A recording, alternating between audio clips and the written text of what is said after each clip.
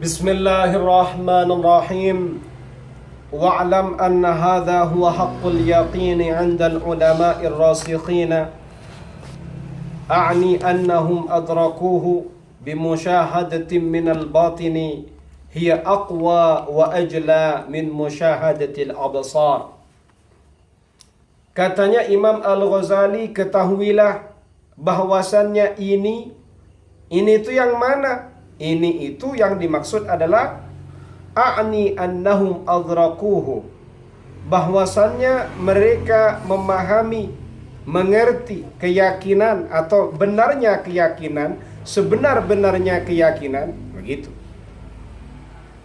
Ketahuilah bahwasannya hal ini huwa haqqul yaqin indal ulama'ir rasikhin, yaitu haqqul yaqin, sebenar-benarnya keyakinan menurut ulama ar-rasikhina, ulama yang betul-betul mantap secara keilmuan, betul-betul tahqiq atau mendalam secara keilmuan. Yang saya maksud bahwasannya mereka itu mengerti terkait dengan haqqul yakin ini, sebenar-benarnya keyakinan ini, bimusyahadatin minal batin, dengan pandangan batin atau persaksian dari batin, yang hal itu lebih kuat, lebih terang daripada penglihatan secara indrawi, yaitu mata telanjang. Jadi pandangan batin dengan pandangan indrawi, kalau pandangan batin ini pandangan dalam batiniyah, kalau pandangan basar itu pandangannya dengan menggunakan kedua mata telanjang. Pandangan batin ini lebih kuat dan lebih tajam daripada pandangan kedua mata ini. Dan ulama ar-rasikhuna fil ilmi tadi, ulama yang betul-betul mantap secara keilmuan, menemukan, mengerti sebenar-benarnya keyakinan ini melalui penglihatan batin beliau. Begitu. Wa taraqqau fihi an haddi taqlidi li mujarradis sama. Mereka naik, ya tak? Mereka naik posisi.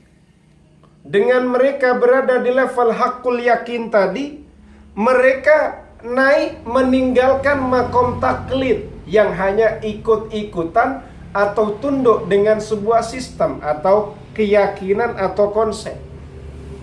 Berarti mereka sudah menemukan kebenaran ini sebenar-benarnya keyakinan tanpa harus taklid. Karena mereka sudah naik tingkat dari posisi al-muqallidun, yang mereka hanya modalnya pakai mendengar saja. Wahaluhum haluman ukhbira fasaddaqa thumma syahada fahaqqaqa.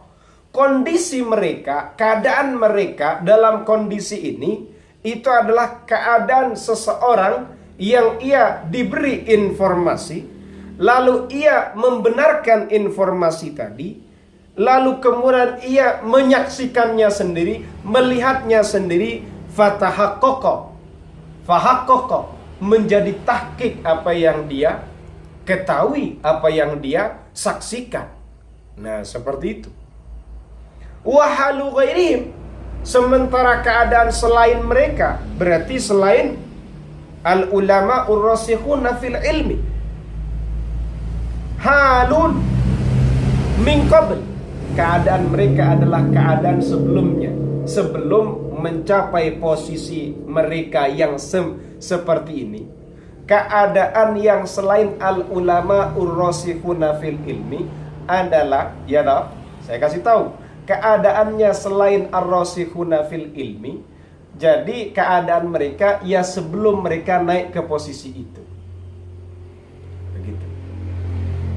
Berarti kalau sebelum naik ke posisi al-ulama ur-rasikhuna fil ilmi, berarti makomnya masih makom taklid. Sementara al-ulama ur-rasikhuna fil ilmi, yang mereka sudah menemukan haqqul yakin, mereka sudah keluar dari makom taklid. Kalau selain mereka, mereka masih berada di makom taklid. Nah, seperti itu maksudnya. bihusnit tasdiqi wal iman walam yuhdha bil musyahadati wal iyad. Kalau mereka berada dalam makom taklid, berarti dia itu hanya mendapatkan sebaik-baiknya membenarkan atas informasi yang ia dapat, kemudian mempercayai dan mengimani informasi yang ia terima. Dia cuma hanya patuh dengan informasi yang ia dapat.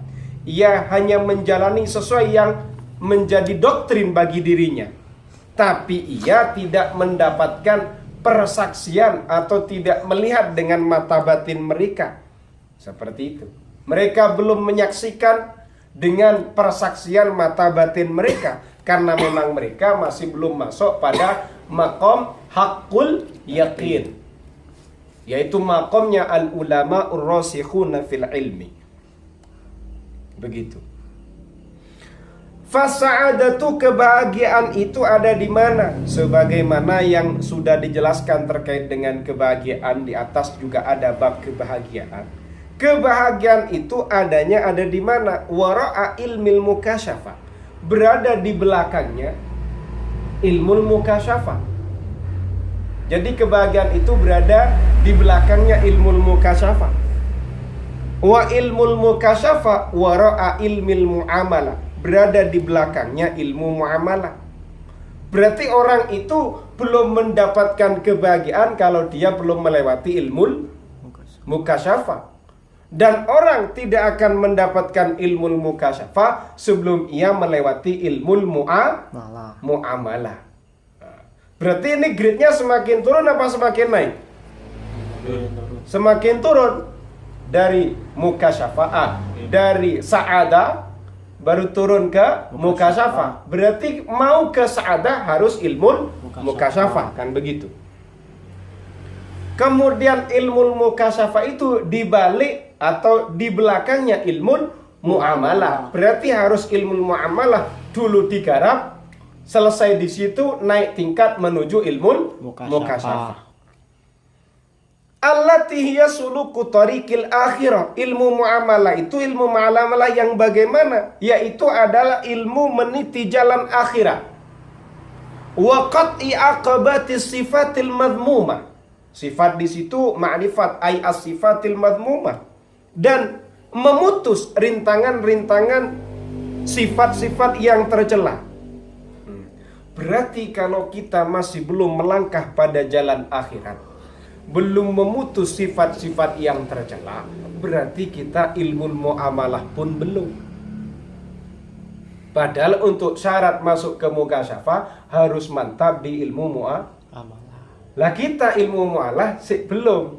Terus kapan? Kapan mau dapatkan sa'adah? Wong muamalah belum beres. Muamalah itu apa? Ilmu sudah meniti jalannya akhirat. Ini belum mukasyafah. Berarti dia kehidupannya memang fokus untuk mengejar akhirat. Dan dia akan membuang rintangan-rintangan yang mengganjal. Sifat-sifat yang tercela, dibuang takaburmu, riakmu.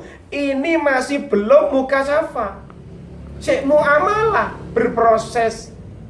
Setelah ini selesai beres, naik tingkat mukasyafah.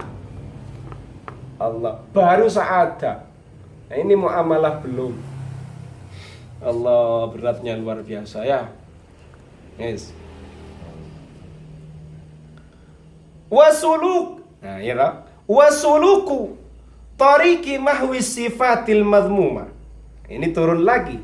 Kemudian meniti jalan untuk menghapus sifat-sifat tercela itu wara'a ilmi sifati, yaitu berada di belakang ilmunya sifat-sifat al-madmumah. Kamu bisa menghapus sifat-sifat tercelamu, sifat-sifat burukmu, setelah kamu memahami terkait dengan pengertian sifat-sifat buruk. Bagaimana imam bisa menghapus takabur? Wong imam tentang takabur aja tidak paham. Dia harus paham terkait dengan ada sifat-sifat tercela, namanya takabur, namanya riya, namanya hasad. Kalau sudah paham, baru imam nanti akan mengkaji ilmunya apa? Ilmu bagaimana untuk menghapus sifat-sifat ini. Pahami dulu rentetan nih. Rizki atau Kita ini masih berada di konsep memahami beberapa sebagian sikap yang tercela. Jadi kayak takabur kita tahulah. Baru kita naik tingkat. Bagaimana cara menghapus takabur? Ya tahu. Apakah takabur saja? Oh enggak, sifat-sifat yang tercela dihapus semua. Lah kita belum paham semua sifat-sifat tercela itu apa saja. Berarti ngaji ini dulu. Sifat-sifat tercela kamu pahami, baru kamu memahami cara menghapusnya. Berat itu kan.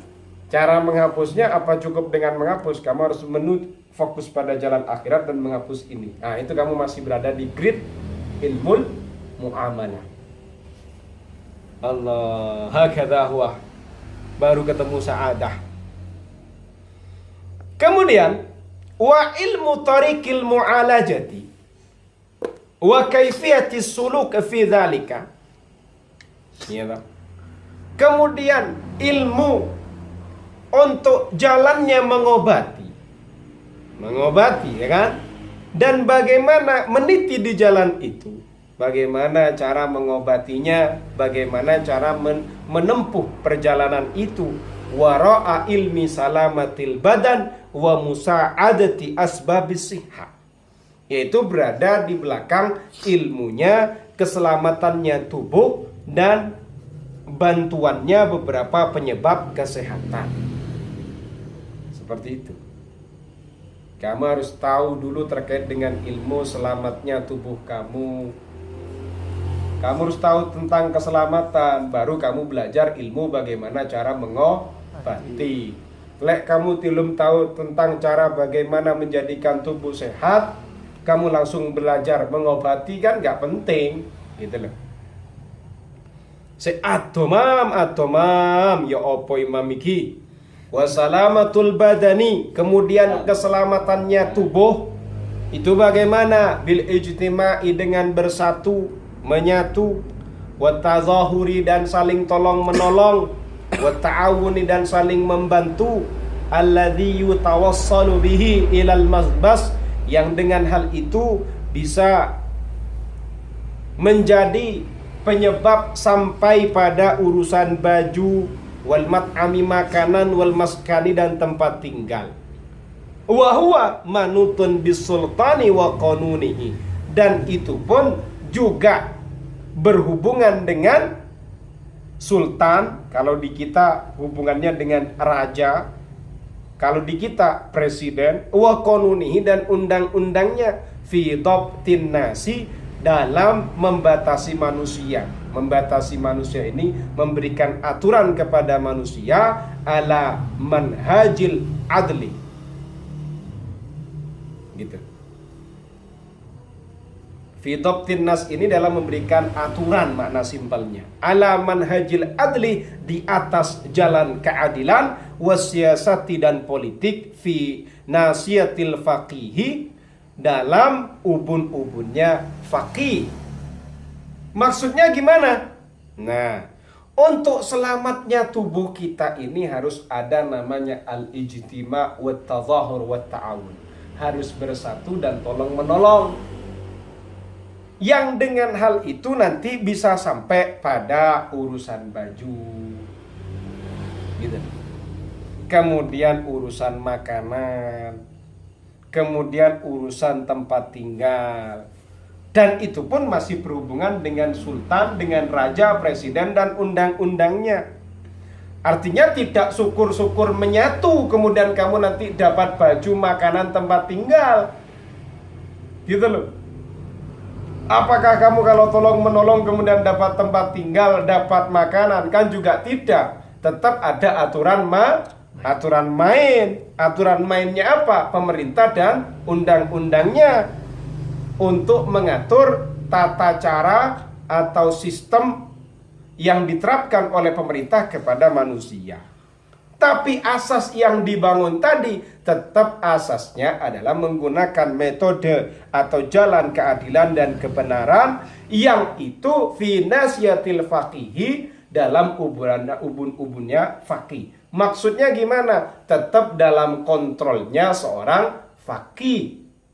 Sosok yang paham terkait dengan ilmu agama. Si tahu ternyata. Seperti itu. Kamu bisa selamat tubuhmu. Bagaimana cara menyelamatkan tubuhmu? Ya kamu dikasih baju biar tidak terkena angin, kehujanan, dikasih tempat tinggal, ya toh, dikasih makanan. Seperti itu. Kemudian bagaimana caranya? Yo kamu harus ada namanya persatuan tolong menolong. Tolong menolong itu apakah kemudian harus angkat-angkat? Enggak. Kamu membeli ke tetanggamu, dia membeli ke kamu membeli ke dia, itu juga termasuk konsep ta'awun. Atau menghutangkan uang, konsepnya juga ta'awun. Tapi itu semuanya tetap berada dalam payungannya presiden dan undang-undangnya. Presiden dan undang-undangnya yang bagaimana? Undang-undang presiden dan undang-undangnya dalam mengatur manusia atau bangsanya. Dan itu pun harus berada pada jalur keadilan dan politik, yang semuanya itu berada dalam kontrolnya faqih. Luar biasa ya, konsepnya Imam Al-Ghazali ini sudah berbicara kerajaan, pemerintahan. Begitu, ini namanya ilmuwan luar biasa. Jadi masih jauh tahapannya menuju as-sa'adah. Sampai urusan detail dibahas Imam Al-Ghazali. Apakah pemerintahan kita adil? Apakah politik kita sudah benar sesuai dengan faqih? Bagaimana kebijakan dan sistem serta undang-undangnya? Bagaimana dengan umatnya, bangsanya? Apakah mereka sudah tercukupi sandang pangannya, rumahnya? Naik lagi. Yang mereka sudah tercukupi, apakah rutenya sudah akhirat? Sudahkah ia belajar terkait dengan sifat-sifat yang tercela? Sudahkah ia belajar bagaimana mengobati, bagaimana menjalani, bagaimana menghapusnya? Baru naik. Allah, makanya orang-orang yang sa'adah itu nanti akhirnya siapa yang sa'adah itu ya? Yang mendapatkan sa'adah. Bukan sa'adah teman kelas kamu. Kalau sa'adah teman kelas kamu itu kan kalau tidak salah orang Probolinggo. Itu kalau tidak salah. Kan seperti itu. Ini sa'adah bermakna kebahagiaan. Seperti itu. Wa amma asbabu sihhati fa fi nasiyati tabib. Kalau penyebab-penyebab kesehatan itu berada dalam ubun-ubunnya medis, berada dalam kontrol dan perhatiannya medis. Kalau urusan politik tadi, ya toh, urusan metode keadilan, ya toh, dalam berpolitik atau dalam urusan keadilan, itu bagaimana terkait dengan urusan cara yang adil, cara berpolitik, itu berada dalam perhatiannya faqih. Tapi kalau kesehatan atau urusan penyebab-penyebab kesehatan, itu berada dalam perhatian atau kontrolnya dokter. Kan begitu. Jadi fi nasiyatit tabib ini dalam ubun-ubunnya tabib. Perhatian atau sentralnya, pusat perhatiannya seorang dokter. Wa man qala al ilmu ilmani, ilmul abdan wa ilmul adyan. Ada orang mengatakan ilmu itu ada dua. Satu adalah ilmul abdan, kemudian yang kedua adalah ilmul adyan, ilmunya tubuh dan ilmu agama. Wa asyara bihi ilal fiqhi, arada bi al uluma adh-dhahirata as-sa'iata lal uluma al-azizatal batinata. Yang mereka isyaratkan dengan hal itu adalah ilmu fikih. Begitu. Aradabi al-uluma adh-dhahira syai'ah. Mereka yang dimaksud oleh perkataan itu adalah ilmu-ilmu zahir yang memang sudah umum. Lal uluma al-azizatal batinata, bukanlah ilmu-ilmu yang sifatnya mulia dan sifatnya batiniyah. Seperti itu. Jadi kalau ilmu fikih itu ya ilmu yang sudah masyhur, sudah nampak. Bukan ilmu yang agung yang sifatnya batiniyah. Ini ilmunya sudah mulai lebih spesifik. Yes. Fa in qulta, Jika kamu mengatakan, kata Imam Al-Ghazali, ini ada dialog lagi, lima syabbahta ilmu tibbi wal fiqh. Kenapa kamu menyerupakan ilmu medis dan ilmu fikih bi'idadiz zadi warrahila, dengan menyiapkan bekal dan kendaraan. Nah, di situ kan ada seorang budak yang ia dijamin kemerdekaannya oleh sayyidnya dan juga kerajaannya jika sudah berhaji dan menyempurnakannya, maka ada beberapa opsi pekerjaan yang akan dia lewati. Ada opsi yang pertama, yaitu dia akan menyiapkan kendaraan, membeli unta, kan seperti itu. Dalam ilmu pun itu juga sama.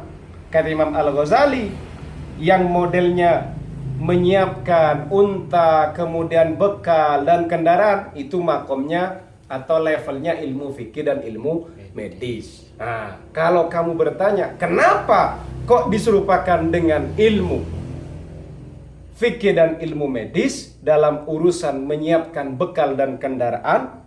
Fa'lam. Nah, dijawab oleh Imam Al-Ghazali, fa'lam, ketahuilah, anna sa'ya ilallahi ta'ala liyanala qurbahu huwal qalbu. Sesungguhnya yang berusaha untuk dekat, yang berusaha menuju Allah Ta'ala agar ia mendapatkan kedekatan kepada Allah, huwal qalbu, yang berusaha itu adalah kalbu. Al-qalbu itu kalbu dalam terjemahan Indonesia. Dunal badani, bukan tubuh. Jadi sejatinya yang pengen dekat itu bukan tubuh, tapi kalbu. Walastu ani bil qalbi al-lahmal mahsusa. Tapi yang saya maksud dengan kalbu di sini bukan daging yang bisa kamu sentuh, bisa kamu raba. Bukan daging yang kamu maksud dengan hati, bisa kamu sentuh, bisa kamu pegang itu. Bal huwa sirrun min asrarillahi azza wa jalla. Tapi kalbu di sini maksudnya adalah rahasia dari sekian rahasianya Allah azza wa jalla. La yudrikuhu al-hissu, dan tidak bisa dimengerti oleh panca indera.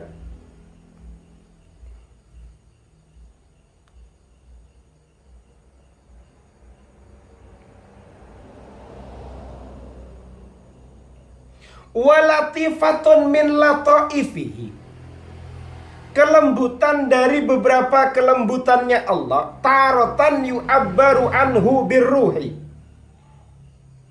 terkadang diungkapkan dengan kata ar-ruh, sesuatu yang lembut, ya toh, dari sesuatu yang lembut miliknya Allah itu ada kalanya kadang diungkapkan dengan ucapan ar-ruh. Ar-ruh itu kan latifah, sesuatu yang halus, lembut. Yes. Wa taratan bin nafsil mutmainnah, kadang juga diungkapkan dengan an-nafsul mutmainnah, jiwa yang tenang. Apa jiwa itu? Apa roh itu? Itu kan latifah.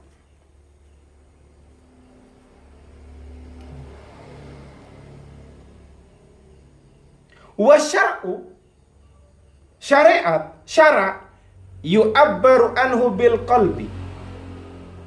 Ya tak?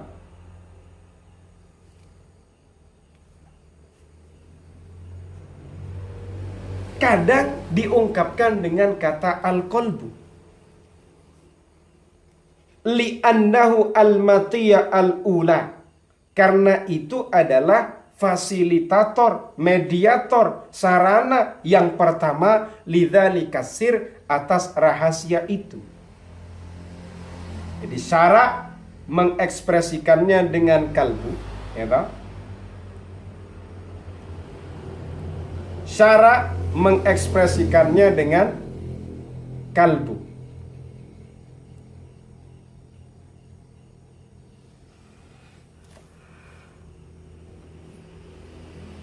Kamu ngerti latifatun itu?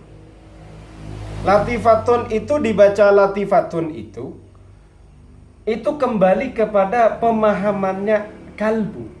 Kalbu itu adalah latifatun min lataifihi. Satu kelembutan dari sekian kelembutannya Allah. Begitu. Tarotan yu'abbaru anhu birruhi. Kadang rahasia tadi itu, ya tahu, rahasia. Makanya saya akan menjelaskan kepada kalian, kata latifatun ini kenapa kok dibaca latifatun? Wawunya waw mana? Wawunya waw atof. Atofnya kemana? Huwa sirrun min asrarillahi. Juga walatifatun min lataifihi. Seperti itu. Jadi kolbu itu termasuk rahasia dari beberapa rahasianya Allah, juga kelembutan dari beberapa kelembutannya Allah. Taratan yu'abbaru anhu birruh. Kadang rahasia ini dan kelembutan Allah ini, ya tahu, rahasia ini kadang diungkapkan dengan ar-ruh. Ar-ruh itu rahasia apa bukan? Iya. Makanya dikatakan sir. Yes. Wataratan bin nafsil mutmainnah. Rahasia itu juga kadang diungkapkan dengan nafsul mutmainnah. Kan begitu.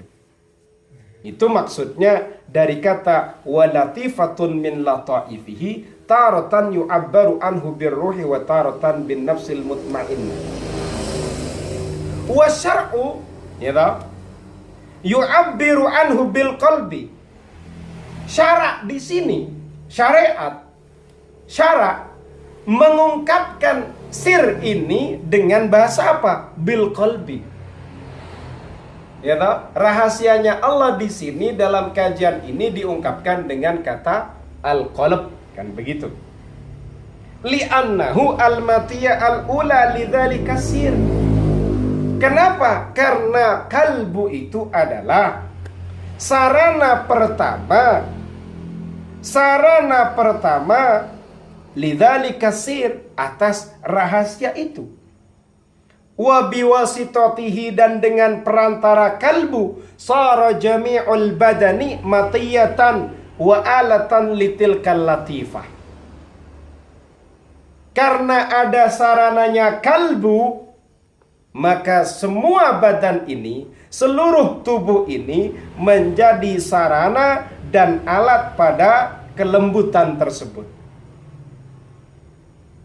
Luar biasa, dipahami sedikit-sedikit.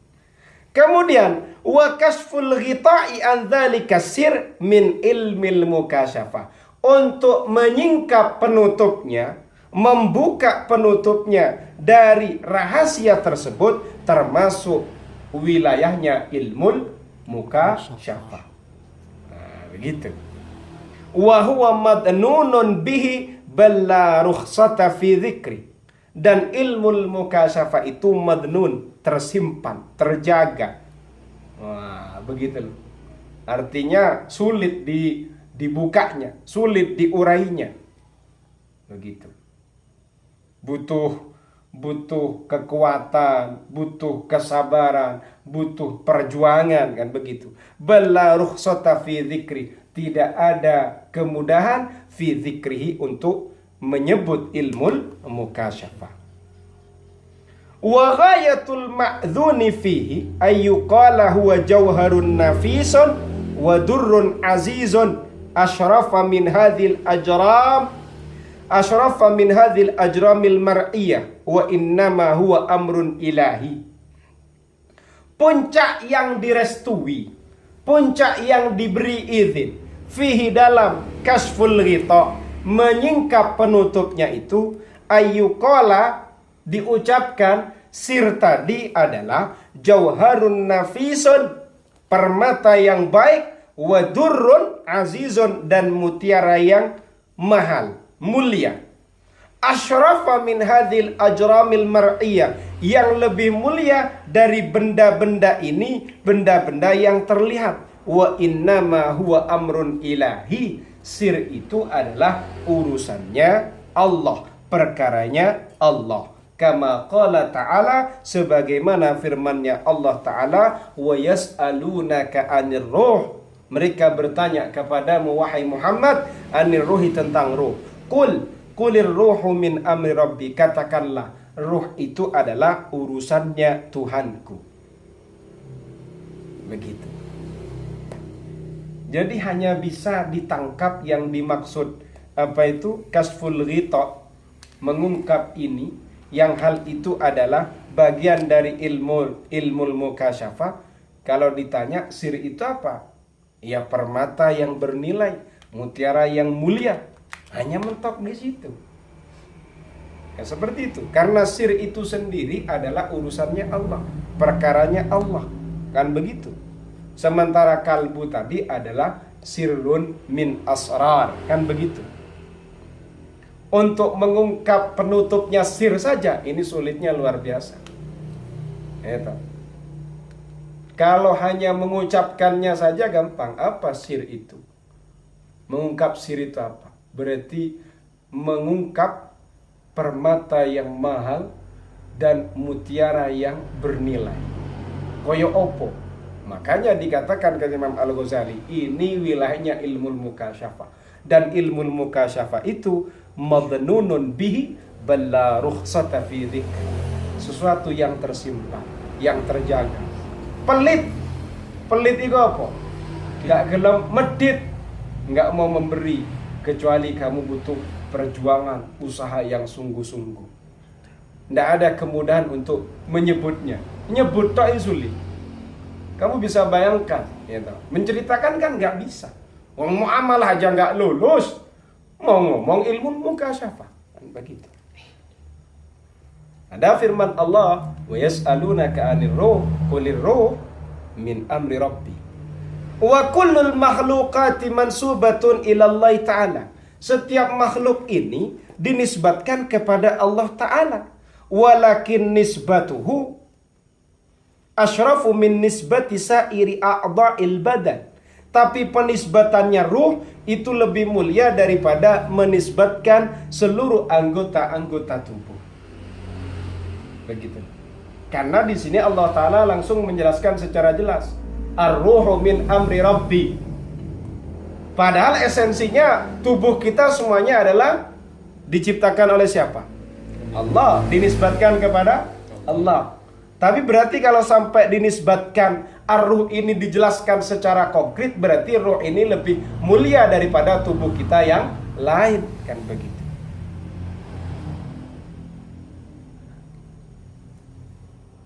Falillahi al-khalqu wal amru jami'a.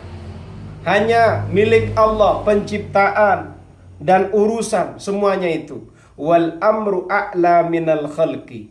Urusannya Allah itu lebih mulia daripada penciptaannya Allah. Luar biasa ini. Wa hadhil jauhar an-nafisa.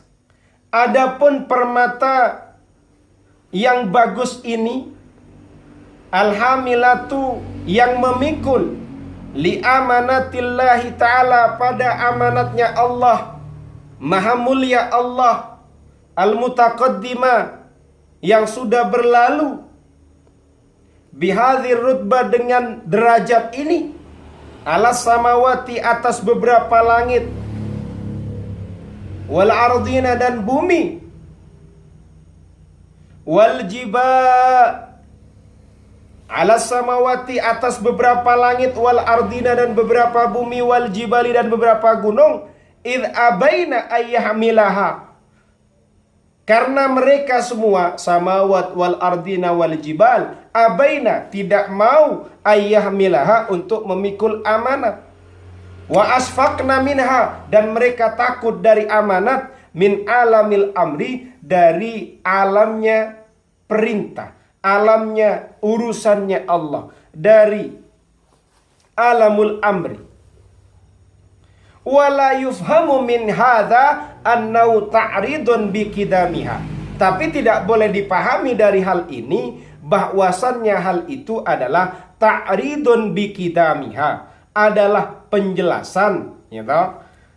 Penjelasan bikidamiha, dengan terdahulunya hadhil jauharah an-nafisah. Kan begitu. Hadhil jauharah an-nafisah yang dimaksud apa? Arwah atau ruh, kan begitu. Fa innal qaila bikidamil arwah, karena sesungguhnya orang yang mengatakan dengan terdahulunya beberapa arwah, beberapa ruh, maghrurun adalah orang yang tertipu, jahilun yang bodoh, la yadri ma yaqulu, tidak mengerti dengan apa yang ia katakan.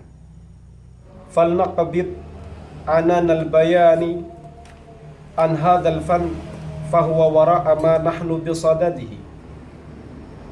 Maka kami akan menahan terkait dengan sisi penjelasannya terkait dengan fan ini, karena itu adalah di belakang apa yang sedang kita hadapi.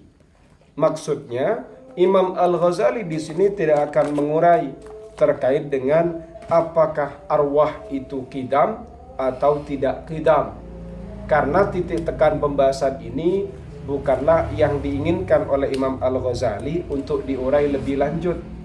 Seperti itu. Karena Imam Al-Ghazali tema dari atas bukan berbicara terkait dengan roh itu qidam atau tidak. Cuma sebelumnya Imam Al-Ghazali tadi itu mengomentari kalau ada yang mengatakan bahwasannya arwah atau ruh itu qidam, maka ia termasuk orang yang terbujuk, tertipu, orang yang bodoh. Ia tidak mengerti terkait dengan apa yang ia katakan.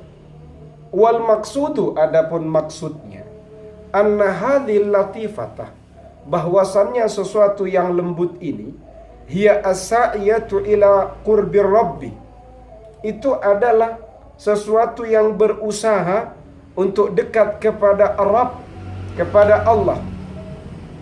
Li'annaha, karena kelembutan ini, min amri rabbi,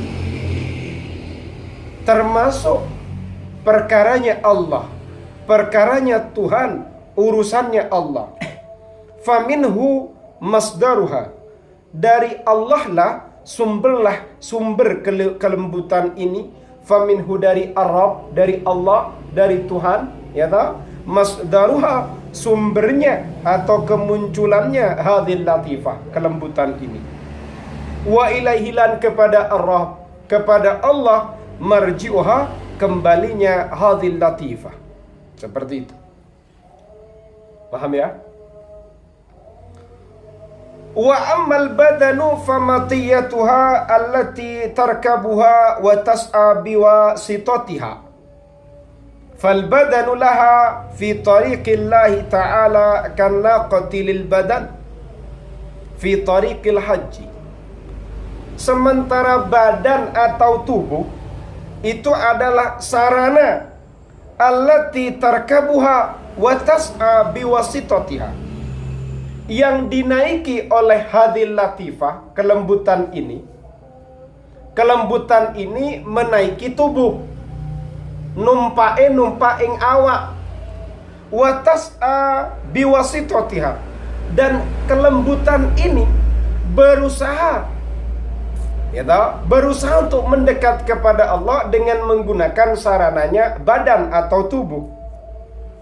Fal badanu laha fi tariqillahi ta'ala karena qatilil badan. Tubuh itu bagi hadhil latifah, bagi kelembutan ini, dalam perjalanan menuju Allah itu sama dengan unta untuk badan. Seperti itu. Badan menaiki unta. Fil haji au fi tariqil haji, menuju perjalanannya haji. Nah, seperti itu. Jadi kalau latifah yang di depan itu kita berbicara apa, Imam? Berbicara terkait dengan kalbu, kan seperti itu. Jadi kalbu ini sama dengan tubuh, ya toh? Kemudian badan ini sama dengan nakoh, sama dengan unta. Paham? Badan, mau kemana badan ini? Mau melaksanakan berangkat perjalanan haji. Menaiki apa badan kita ini? Menaiki unta. Kalbu ini, dia itu menuju perjalanan mendekat kepada Allah. Menaiki apa qalbu atau hadil latifah ini? Menaiki badan. Wa karrawiyati al-khazinati lil ma'il ladzi yaftakiru ilaihi al-badanu. Atau sama dengan arrawiyah, wadah air dari kulit, al-khazinati lil ma'i, yang membawa air, alladzi yaftakiru ilaihil badan, yang dibutuhkan oleh badan. Seperti itu. Berarti badan ini butuh unta, badan ini juga butuh pada air minuman. Nah, seperti itu. Paham? Paham. Berarti badan ini ditunggangi siapa? Hati. Kalbu atau hadil latifah. Seperti itu. Paham ya? Kemudian badan ini sama dengan unta. Kemudian hadil latifah sama dengan badan. Paham? Hadil latifah juga sama dengan badan yang butuh kepada ar-rawiyah al-khazina lil ma', wadah air yang di situ membawa air, kan seperti itu. Fa kullu ilmin maqsiduhu maslahatul badan fahuwa min jumlati masalihil matiyah. Setiap ilmu yang tujuannya adalah untuk kemaslahatannya tubuh, maka itu termasuk sekelompok kemaslahatannya sarana. Wala yakhfa anna tibba kadzalika, tidaklah samar, bukan hal yang samar, bukan hal yang remang-remang. Kalau medis pun termasuk masalihul matiyah, min jumlati masalihil matiyah. Seperti itu. Ilmu medis ini bukanlah sebuah hakikatnya, ya kan? Tapi itu hanyalah sebatas sarana seperti itu. Fa innahu qad yuhtaju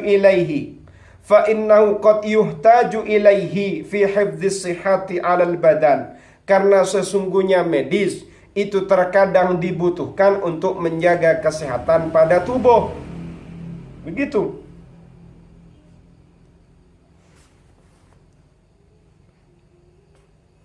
Walau kanal insanu wahdahu lahtaja ilaihi. Meskipun manusia sendirian, meskipun hanya satu manusia, lahtaja ilaihi, niscaya ia tetap membutuhkan pada ilmu medis, kan begitu. Wal fikha yufarikuhu fi annahu law kana al insanu wahdahu rubbama kana yastaghni anhu. Tapi kalau fikih itu berbeda dengan ilmu medis, Sofi. Kenapa? Karena kalau misalnya manusianya cukup satu, barangkali ia sudah tidak butuh fikih. Kamu bisa bayangkan di dunia ini penduduknya satu, butuh fikih. Gimana? Nggak butuh fikih. Seperti itu. Iya toh? Ya. Nah, contoh kecil kan sak repotan gitu loh. Sak repotannya gimana? Terus bagaimana, siapa yang mau ngajari? Butuh ada fikih. Nah, tapi kalau medis meskipun sendirian butuh. Misalnya hiduplah Tarsan al-Imami. Ini Tarsan gaya modern kan begitu. Hidup di satu hutan sendirian. Dia ternyata tengkar tarung dengan singa, luka. Pasti Tarsan tadi mikirnya apa? Mau mengobati lukanya yang ada di tubuhnya agar segera mengering. Berpikir dia, ini darah keluar tok gimana? Nah, meskipun dia hidup sendirian di hutan belantara butuh ilmu medis. Tapi kalau fikih, piye jan? Dewean lo. Ndak butuh fikih. Kan seperti itu. Walakinnahu khuliqa ala wajhin la yumkinuhu ay ya'isha wahdahu idh la yastaqillu bis-sa'yi wahdahu fi tahsili ta'amihi bil hirasati waz-zar'i wal khubzi wat tabkhi wa fi tahsilil malbasi wal maskani wa fi tahsilil malbasi wal maskani wa fi i'dadi alati dhalika kullihi fattarra ilal mukhalatati wal isti'anati wa mahma ikhtalatan nas wa tharat syahwatuhum tajadabu asbab syahawati wa tanaza'u wa taqatalu. Tetapi katanya Imam Al-Ghazali, manusia ini memang di satu sisi oleh Allah diciptakan di muka bumi ini, ya tak? Walakinnahu khuliqa ala wajhin.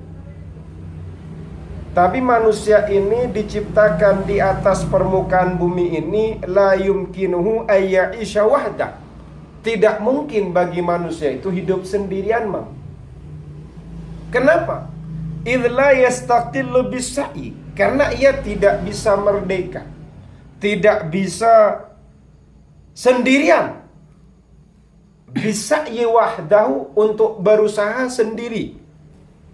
Dalam hal apa? Fi tahsili ta'amihi, dalam menghasilkan makanannya, bil hirasati, dengan menanam, wazar'i, juga nanam, wal khubzi, roti, wat tabkhi, masak, wa fi tahsilil malbasi, dan dalam menghasilkan baju, wal maskani, dan tempat tinggal, wa fi i'dadi alati dzalika kulli, dan dalam menyiapkan semua alat-alat semua itu.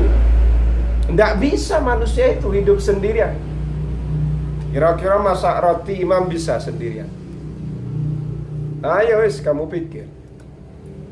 Sulit sendirian masak roti. Yang menggiling tepung siapa? Mana?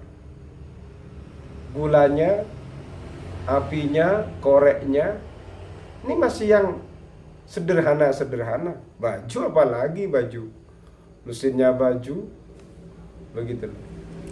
Ya kamu bisa lihat film Tarzan Al-Imami ini kan. Nah, bisa dibayangkan Tarzan itu kemudian bajunya harus pakai apa? Daun. Pakai daun gitu kan. Seperti itu. Sehingga apa? Fattarra ilal mukhalatati wal isti'anati. Maka manusia itu butuh untuk bercampur baur, butuh untuk minta tolong. Dari sini bisa kita kembangkan, manusia itu memang tidak bisa hidup sendirian. Kamu kaya sendirian tidak bisa. Seperti itu. Ketika kamu ngomong kaya, maka sejatinya juga orang-orang yang berhubungan dengan kamu itu menjadi fasilitas atas kamu ini menjadi kaya. Kalau mereka tidak ada, siapa? Ayo, kamu pikir, mau bisnis apapun terserah. Ada misalnya seorang pebisnis kaya, pedagang kaya, itu pedagang online atau offline. Kalau tidak ada yang beli, ya tidak bisa kaya dia, begitu. Petani kaya, kan ada yang mau membeli padinya. Ini kalau petani padi, coba tidak ada yang beli padinya, dan ada yang dicangkul sendiri. Paling belum sempat menikmati sudah sakit semua. Dan begitu. Cuma di sini ada kabar baik. Wa mahmakhtalatan nas, ketika manusia sudah bercampur baur, wa tharat syahwatuhum, dan syahwat mereka bergolak, keinginan mereka bergolak, ambisi mereka sudah bergolak, tajadabu asbabas syahwati, ya toh, maka saling menarik, saling tarik menarik, ya toh, asbabas syahwati, pada beberapa penyebabnya syahwat, wa tanaza'u, dan mereka itu saling apa? Tanaza'u itu saling bentrok, bertentangan, wa taqatalu, saling membunuh, Seperti itu. Wahusila min qitalihim, kemudian diperoleh dari peperangan mereka, saling membunuhnya mereka, halakuhum, kehancuran mereka, bisababit tanafusi, disebabkan adanya rebutan, min kharijin, dari luar. Itu kan sesuatu yang menjadikan mereka konflik. Dari sekian manusia ini, pemicunya adalah faktor eksternal. Makanya bahasanya min kharij, kan begitu. Kama yuhsalu halakum bisababi tadadil akhlati min dakhil, sebagaimana kehancuran mereka juga diperoleh, ya toh, yang disebabkan oleh tadad al-akhlaq. Apa tadadil akhlaq ini? Saling berlawanannya cairan tubuh, yang dalam bahasa kedokteran disebut humoralisme. Jadi pada tubuh kita ini ada cairan sebenarnya. Cairan itu ada cairan namanya darah, empedu kuning, dahak, dan empedu hitam. Ini yang ada pada humoralisme dalam setiap tubuh manusia. Ini juga bentrok. Makanya bahasa Imam Al-Ghazali, min dakhilin, dari dalam. Berarti dari internal. Seperti itu. Sama ada kalau dalam bahasa kedokteran itu ada juga virus positif, ada virus negatif, kan begitu. Seperti itu. Ada bentrok, siapa yang kalah, siapa yang menang, kan seperti itu. Paham ya? Yo. Yes. Wa bitibbi yahfazu al-i'tidala fil akhlaqil mutanazi'ati min dakhil. Dengan adanya ilmu medis, ilmu kedokteran itu akan menjaga keseimbangan dari pertikaian atau pertentangan cairannya tubuh. Cairan tubuh yang ada pada tubuh kita. Cairan tubuh yang dimaksud ya jumlahnya ada 4 tadi. Ada darah, empedu kuning, dahak, empedu hitam. Nah, dengan adanya medis tadi, ya, sehingga percampuran yang sebanyak ada 4 tadi itu yang saling bentrok dari dakhil atau dari internal tubuh kita itu menjadi seimbang, kan begitu. Wa bisyasati wal adli yuhfazul i'tidalu fit tanafusi min kharij. Dengan adanya politik, keadilan, ya toh, yang dikontrol oleh para faqih, oleh orang-orang yang paham ilmu fikih, maka keseimbangan dalam bersaing dari pihak eksternal ini juga terjaga. Seperti ada faqih, orang yang paham ilmu agama. Imam juga pengen kaya, Sofi juga pengen kaya, sistem perintah baik, keadilan baik. Maka insya Allah meskipun sama-sama pengen kaya, tetap mengikuti jalur yang benar, bukan kemudian asal nyuri, kan tidak, tetap menggunakan transaksi. Transaksi pun itu juga dikontrol. Yang kayak gini terjadi, yang kayak gini namanya riba, yang kayak gini namanya halal, kan begitu. Makanya butuh ilmu fikih, kan begitu.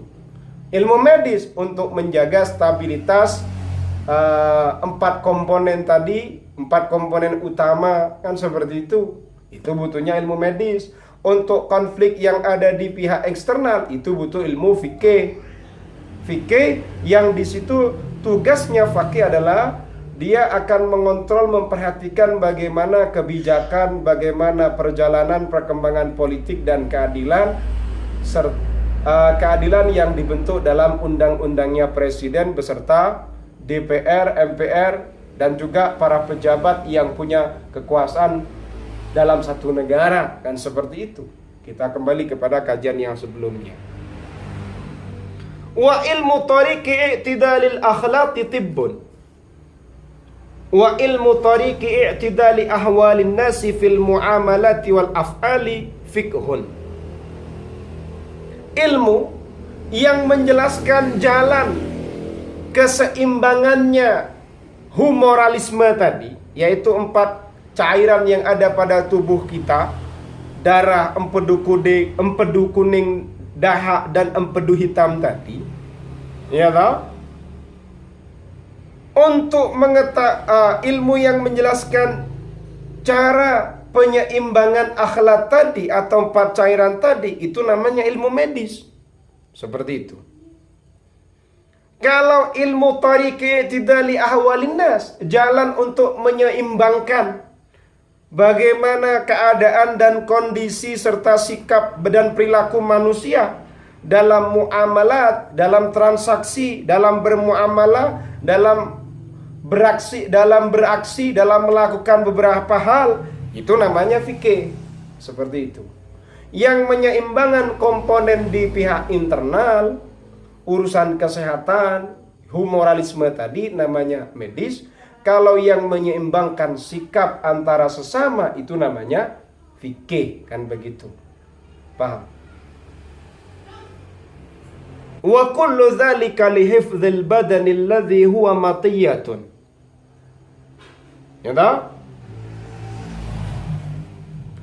Semua itu ilmu fikih, ilmu tib dan ilmu medis tadi li hifdzil badani alladhi huwa matiyah, adalah untuk menjaga tubuh yang mana hal itu adalah posisinya sebagai sarana.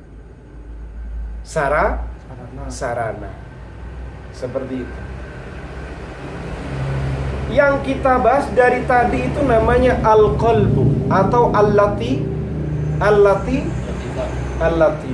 Al-latifah ini butuh pada badan. Badan ini bisa dijaga, bisa dikontrol dengan apa? Dengan itib dan fikih. Karena pada badan ini kalau tidak dikontrol secara internal, maka nanti akan merusak kesehatannya, ya toh?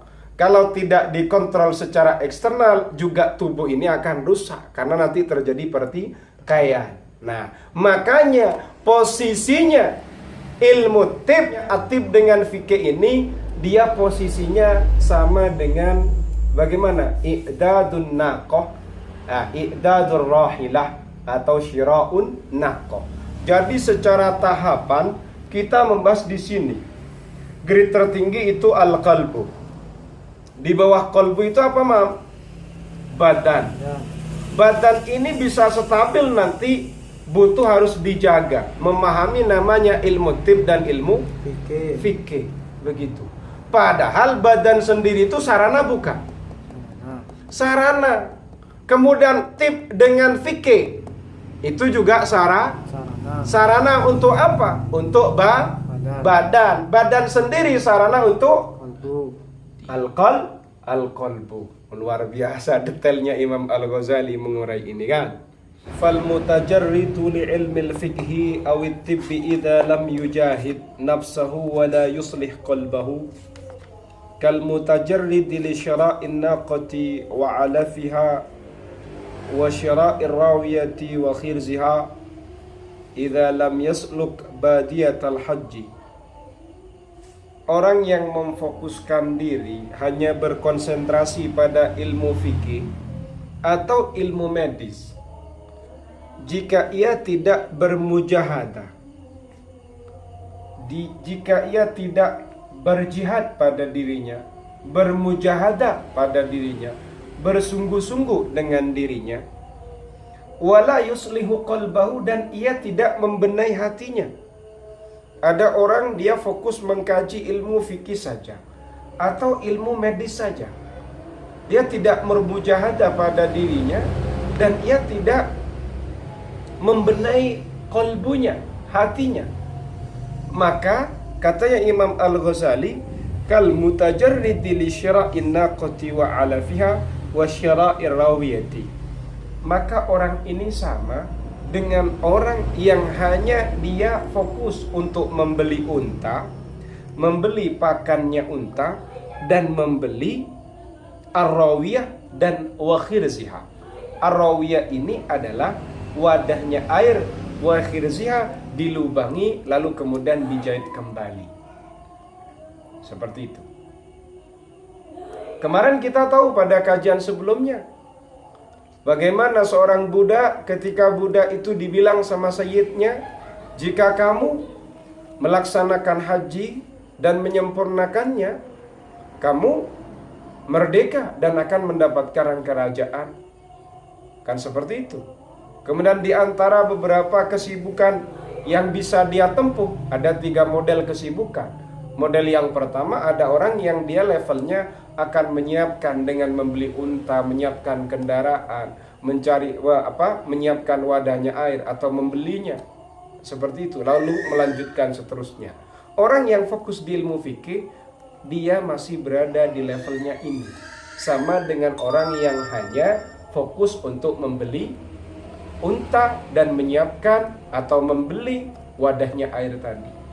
Makanya kembali kepada tema sebelumnya, kata Imam Al-Ghazali, levelnya ilmu fikih dan ilmu tib ini masih level sama dengan orang yang menyiapkan kendaraan atau membeli unta ketika hendak mau melaksanakan haji sebagaimana yang diminta oleh sayyidnya budak kepada budaknya tadi terkait dengan 3 model pekerjaan yang bisa ia tempuh.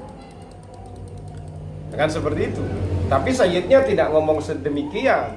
Cuma menurut terjemahannya, menurut penafsirannya Imam Al-Ghazali, ketika ada sayyid ngomong seperti itu, maka ada 3 kelompok tahapan, 3 kesibukan yang akan dia laksanakan. Level yang pertama yaitu levelnya jauh dari kebahagiaan, lama bahagianya, lama mendapatkan kemerdekaan dan kerajaan itu karena dia masih berada di level menyiapkan kendaraan, menyiapkan untanya, dan menyiapkan wadahnya air untuk perjalanannya. Kan seperti itu. Kemudian wasyira'ur rawiyah wa khirzya idza lam yasluk badiyatal haji. Dan juga sama dengan orang yang membeli air, ya toh? Membeli wadahnya air yang nanti akan dikasih air. Jadi ar-rawiyah itu wadah air dari kulit. Sama juga dengan orang yang membeli wadah air lalu dia lubangi, kemudian dia sulam ketika ia tidak melaksanakan apa yang dilakukan oleh orang Badui untuk berhaji. Seperti itu. Ada imam, "Mam, ngapain kamu, Mam?" "Ini saya menyiapkan diri untuk membeli wadah air dari kulit ini." "Untuk apa, Mam?" "Saya mau haji." Seperti itu. Kemudian akhirnya dibeli kulit itu, kemudian dilubangi, ditambal sehingga nanti air ketika dimasukkan itu cukup untuk membawa air. Kalau kamu ternyata, Mam, tidak meniti jalannya haji sebagaimana orang Badui, ya toh? Maka sebenarnya kamu sama dengan orang yang masih belajar di ilmu fikih dan ilmu medis. Jadi ilmu fikih, orang yang dia fokus pada ilmu fikih, ya toh? Kemudian ilmu medis itu disamakan 2 hal. Disamakan dengan 2 pekerjaan dalam kesimpulan atau di babak-babak terakhir bab ini. Ada orang mengkaji ilmu fikih, ada orang mengkaji ilmu medis saja. Tapi orang ini tidak bermujahadah. Tidak bermujahadah ini tidak mau bersungguh-sungguh untuk dirinya dan tidak mau membenahi hatinya. Karena fikih ini kan jelas urusannya cuma urusan bagian luar, kan begitu. Seperti itu. Kalau mujahadah berarti dia mau masuk urusan membersihkan batinnya. Itu sama dengan orang yang membeli unta, ya toh? Atau, nah ini yang kedua. Atau sama dengan orang yang dia membeli wadahnya air yang mau digunakan untuk haji. Tapi orang-orang ini, orang yang beli unta dan orang yang membeli wadahnya air kemudian dia lubangi kemudian dia jahit, ya tahu? Tapi dia tidak meniti pada perjalanan haji. Kira-kira dia haji apa enggak? Enggak haji, wong dia tidak berangkat meniti jalan seperti orang Badui, begitu. Jadi orang yang mempelajari fikih saja, mempelajari ilmu tib saja, dia tidak bermujahadah dengan dirinya, tidak membenahi hatinya, sama dengan orang yang membeli unta untuk perjalanan haji, tapi tidak berani, tidak melangkah menuju perjalanannya haji. Kesimpulannya begitu. Wal mustaghriqu umrahu fi daqaiqil kalimatil lati tajri fi mujadalatil fikhi.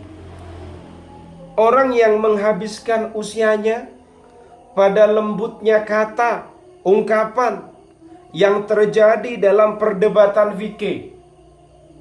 Pokoknya imam semenjak bisa baca kitab fikih, wes imam sibuk habis tuwek mulai umur 20 sampai umur 63 sibuk dengan mendiskusikan fikih. Katakanlah sibuk basul masail. Gitu. Bukan mencari solusi, wong membahas masalah terus berarti kan. Sibuk wis urusan fikih, cari solusi ini. Basul masail itu dibahas masalahnya, dicari solusi. Dan tahu imam ini jangan-jangan masalah toh nggak pernah ada solusi. Sibuk dengan debat fikih sampai umur 63 tahun mati wis. Orang yang menghabiskan usianya dalam urusan perdebatan fikih ini, katanya Imam Al-Ghazali, kal mustaghriqi umrahu fi daqaiqil asbabil lati biha tustahkamul khuyutul lati tukharazu biha ar-rawiyatu lil haji. Kamu yang sibuk dengan debat fikih itu sama dengan orang yang menghabiskan usianya untuk atau dalam daqaiqil asbab, sebab-sebab yang jelimet, detail, lembutnya beberapa sebab. Itu maksudnya sibuk dengan fasilitas yang detail. Yang dengan hal itu kemudian nanti garis-garis itu, misalnya kamu membuat garisan titik-titik-titik, ya toh? Tustahkamul khuyut, akan dijadikan hukum, dijadikan keputusan. Al-khuyutu, garis-garis. Misalnya kamu akan membuat seperti ini. Saya lanjutkan. Allati tukharazu biha ar-rawiyah, yang dengan garis-garis tadi itu kemudian kamu akan melubangi wadah kulit dan menjahitnya. Yes. Sibuk dengan sarana yang dicontohkan di sini, kamu membeli kulit. Yes. Kemudian kulit ini kamu lubangi. Nanti saya lubangi begini. Nah, yang dengan lubang ini kan kamu sudah menghukumi lubangnya nanti di sini. Nah, itu tustah kamu al-khuyutu. Yes. Nanti setelah kamu lubangi, kamu akan menjahitnya. Tujuannya buat apa ini, Mam? Kulit kok kamu buat seperti wadah, ya kan? Oh, ini mau tak kasih air. Kenapa? Saya kan mau haji. Ini sebagai fasilitas nanti dalam perjalanan haji, saya nanti tidak kekurangan air.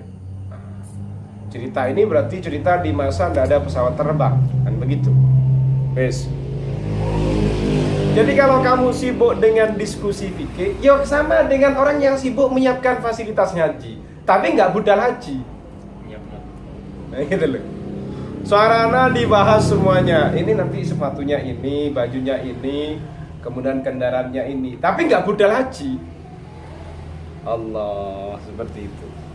Wa nisbatu haula'i minas salikina li tariqi islahil qalbi al-musili ila ilmil mukasyafa kanisbati ulaika ila saliki tariqil haji au mulabisi arkanihi.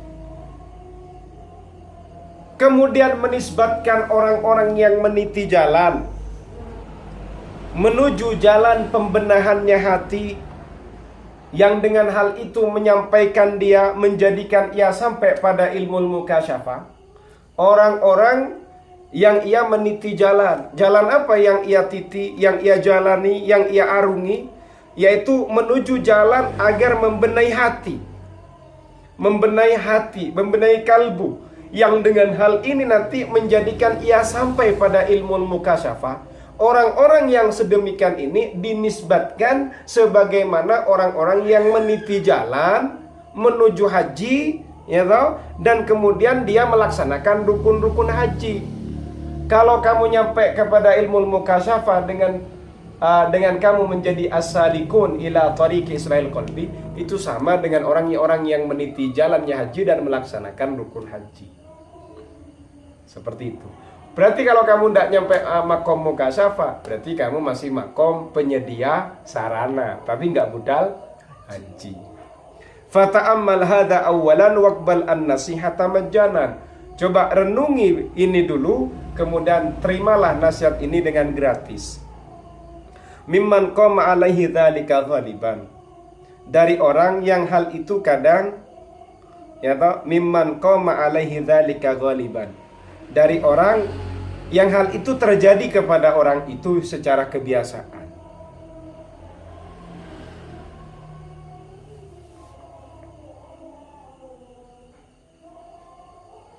Walam yasil ilaihi, tapi ia tidak sampai kepada hal itu illa ba'da jahdi jahidin, kecuali setelah usaha yang dahsyat, berat, wajara'atin tamatin, dan keberanian yang sempurna, ala mubayanatil khalqil amati, untuk memisahkan makhluk yang umum, wal khassati, dan khusus, fin nuzu', dalam kecenderungan mereka, min taqlidihim, dari taklidnya mereka, bi mujarrati syahwati, hanya sebatas karena keinginan. Katanya Imam Al-Ghazali, coba renungi ini mal. Renungi ini dulu, kemudian terima nasihat ini gratisan. Dari orang yang orang ini sudah mengalami hal ini. Seperti itu. Dia ternyata tidak sampai kepada hal itu. Tidak usul, kecuali dengan usaha yang dahsyat, kecuali dengan keberanian yang sempurna. Berani untuk apa? Untuk memisahkan diri dari makhluk-makhluk umum dan khusus ini, yang mereka ini memiliki kecenderungan hanya taklid sesuai dengan keinginan mereka, syahwatnya mereka. Kamu kok begitu? Ya, saya ikut. Nah, hanya sebatas taklid. Saya sukanya ikut yang model begini. Orang taklid ini kan orang tidak punya pedoman sebenarnya, hanya ikut-ikutan. Seperti itu. Fahadzal qadru kafin fi wadha'ifil muta'allim. Ini semua kadar yang sudah dianggap cukup menurut Imam Al-Ghazali terkait dengan fungsi-fungsi atau tugas-tugasnya seorang santri atau orang muta'allim, orang yang mencari ilmu. Dari sini kesimpulannya, akhirnya kita belajar, kita ngaji ini nanti endingnya, kalau belum nyampe kepada ilmu mukasyafah yang bisa dilalui dengan islahul qalbi, dengan nasluku sulukas salikin ila tariqi islahil qalbi al-musili ila ilmil mukasyafah, maka kita ini masih jauh dari apa yang diharapkan oleh Imam Al-Ghazali terkait sebagai pelajar yang sebenarnya, atau pencari ilmu yang sebenarnya, atau muta'allim yang sebenarnya. Kalau kita kembali kepada ayat yang sebelumnya itu kan luar biasa. Ada yang najat, ada yang najatun, ada yang fauzun bisa'adah. Kalau cuma najatun, yang penting niatnya benar, maka insya Allah selamat. Tapi kalau ngomong fauzun bisa'adah, berhasil dengan membawa kebahagiaan, maka ini beda. Ini hanya bisa diraih oleh al-arifuna billahi ta'ala, yaitu mereka adalah al-muqarrabun, al-mun'amun, dan begitu. Katanya ayat Al-Qur'annya gimana Imam? Fa amma in kana minal muqarrabi farauhu wa raihanu wa jannatu na'im. Wa amma in kana min ashabil yamin fasalamun laka min ashabil yamin. Luar biasa ini.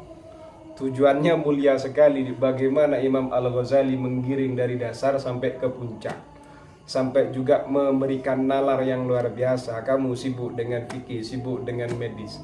Akhirnya ketika nyampe di terakhir ini, medis, dokter, fikih, jauh dari tujuan seorang pencari ilmu yang sebenarnya.